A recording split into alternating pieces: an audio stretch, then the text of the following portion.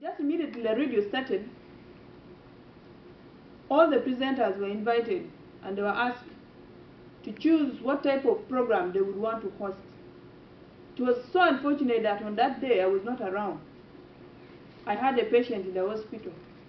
So when I came back the following day, I found that only 2 programs were left. And that is the farming program and then sports. So they told me you have to choose either of the 2. I said, oh, I don't like sports. First of all, when people talk of Manchester, Arsenal, I even sometimes wonder really, what is which team won? So now this is sports, which I don't like, and farming. I want to give a brief background of farming in northern Uganda.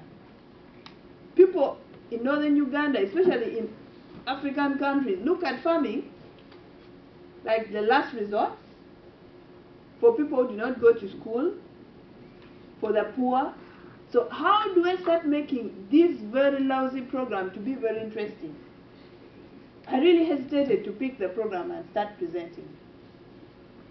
The program started, there were a number of few stakeholders who could come and we hosted the radio talk show. But the most interesting one was in 2007 when Farm Radio International came. And then we started a radio campaign on beekeeping. As we all know, northern Uganda had insecurity for a long period of time. We had the rebel activities that started almost in 1986 till some 3 years back. So the place was so insecure. People were all in camps, internally displaced people's camps. People were waiting for food from the World Food Program.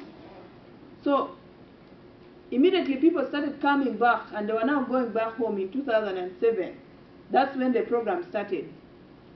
So I went to the technical people and said, we are going to start a radio campaign and it's going to be on beekeeping.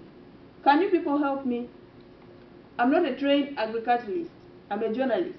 So I cannot go on air and start telling people, yeah, if you want site selection, this is what you're supposed to do. So the program started with the specialists who are trained on beekeeping. The most interesting part of it came after about 9 months after the program started. I remember going to the field, then I came back late around 5. I was very tired with my recorders. We used the same type of recorder. So when I came back, one of our staff said, Grace, you have some visitors who are waiting for you at the corridor. I went there, found farmers, and bees were buzzing everywhere. Boo, boo. And I said, so the farmers came with the bees today. And I said, hello, how are you? They said, fine. Are you Grace? I said, yeah, I'm Grace. The one you always listen to on radio? I said, yeah, I'm Grace. Yeah, Grace, you have been telling us on radio that we should go in for bee farming. Now we have brought for you the honey. You have to buy all the honey. You have been telling us farming for a business, farming for a business. We don't know the market. We want you to buy. And there were 6 buckets full of honey.